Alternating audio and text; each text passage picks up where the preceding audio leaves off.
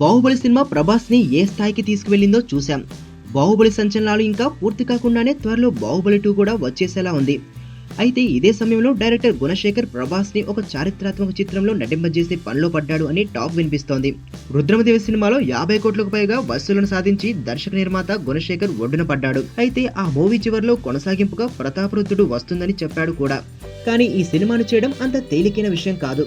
కాకతీయ సామ్రాజ్యంలో ఆఖరి చక్రవర్తి అయిన ప్రతాపరుద్రుడి పాత్రలో స్టార్ హీరో ఉంటే తన సినిమాకి నేమ్, ఫేమ్, బడ్జెట్ తొందరగా రికవరీ చేసుకోవచ్చనే ఆలోచనలో ఉన్నాడు. ప్రస్తుతం ఈ పాత్రకు ప్రభాస్ అయితే సరిగా సరిపోతాడన్నది అతని ఉద్దేశం. కానీ దీనికి సూపర్ ఫామ్ లో ఉన్న ప్రభాస్ ఒప్పుకుంటాడా అనేది తెలియాల్సి ఉంది.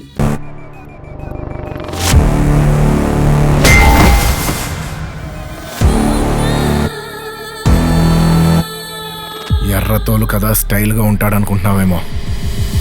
Mass, ఊర్రా mass.